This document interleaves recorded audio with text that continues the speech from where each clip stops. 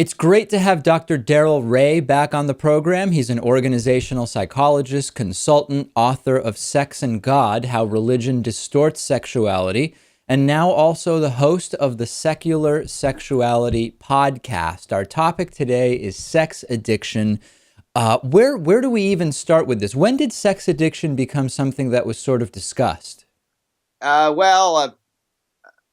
In the early 1980s, a fellow named Patrick Carnes started it by writing a book about it.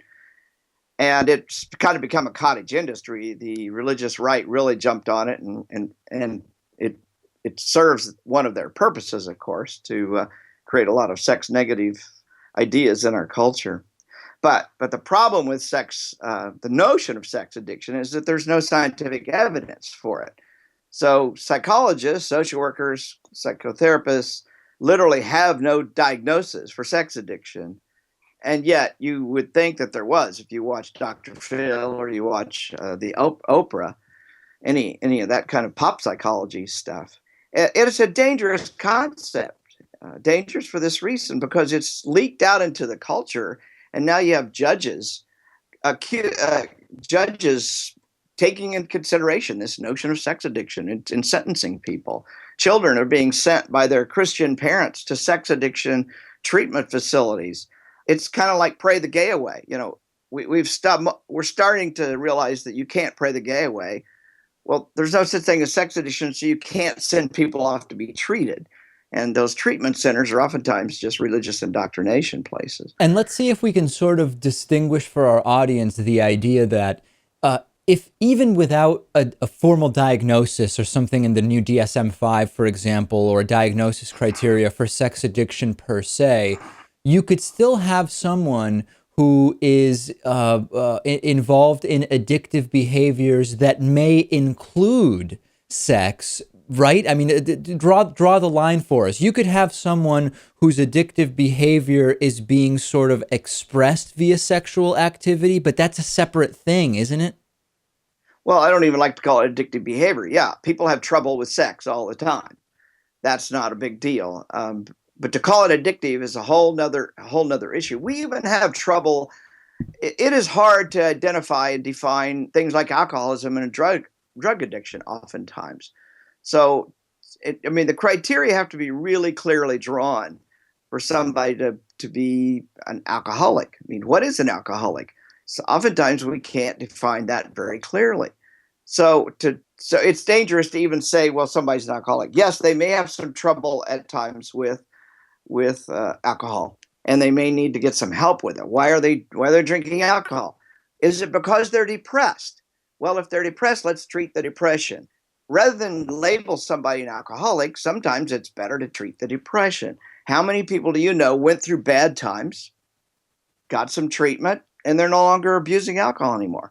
The same thing is true with sex. People oftentimes express themselves sexually when they're depressed or when they've got some other underlying clinical issues going on. So what we in the psychology world want to emphasize is let's treat the underlying cause and not try and label it. We have parents labeling their children sex addicts. We have spouses labeling their partners as sex addicts. Well, who the hell is a spouse to label their partner a sex addict? Oftentimes on the flimsiest of evidence. Well, I caught my husband watching pornography. He must be a sex addict. Or my husband masturbates, or my wife masturbates and doesn't have sex with me sometimes. They must be a sex addict. That is the kind of diagnosis that's happening. Well, it seems that it may be a way almost to put a sort of clinical or medical perspective on something that is really an interpersonal issue in people's relationships, right? If you can say, well, I don't want to deal with what's going on in our relationship that's leading to the behaviors I'm identifying that I don't like, let's call this something and let's see if we can treat it as a sort of medical thing. You're exactly right. People are medicalizing something that shouldn't be medicalized. If somebody's masturbating and not having sex with their partner, that's probably a relationship problem. It's not sex addiction. but it's a way of blaming the other person. You're exactly right, Dave. I can't even say it as well as you just did. That's a perfect way of putting it. Let me give you a It's a different relationship problem. let me give you a different example though, and see, because I mean, I think, you know, most situations are sort of on a spectrum, and we're identifying one here and talking about the sort of relationship issues. What about people who say very directly, listen, I feel as though I can't stop watching pornography on the internet. I'm trying to sit at my desk and do my work, but I just am drawn to watching porn.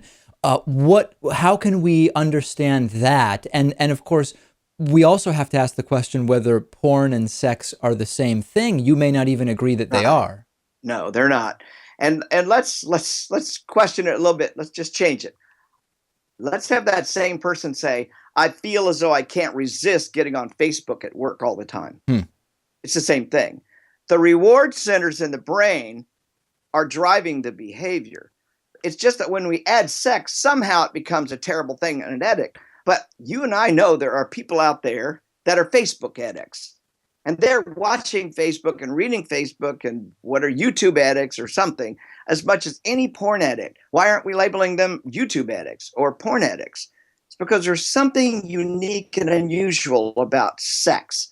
And it's our sex negativity, our ideas that sex is negative and horrible and heinous and somehow needs to be controlled that causes that. And talk to us about now how the religious right has sort of seized on this pseudo-diagnosis of sex addiction to sort of push their shame around sexuality onto others.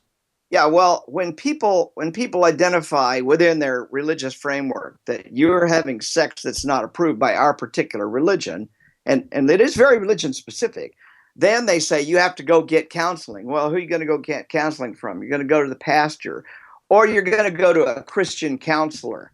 And let me tell you, Christian counselors oftentimes are terribly, terribly trained, and they're trained in how to make you feel more guilty about your sex and sexuality. If a woman says, my husband's watching porn, let's go to the Christian counselor, what's the Christian counselor going to do? They're very unlikely to have sex positive attitudes about pornography. Pornography is an entertainment, just like Facebook's an entertainment. Yes, you can abuse it. Yes, you can use it way too much, and it interferes with other aspects of your world and your life, including relationships. But let's talk about that. Let's talk about the relationships. Let's talk about how you set priorities in your life. Once you label somebody as an addict, guilt, fear, and shame start getting involved in it.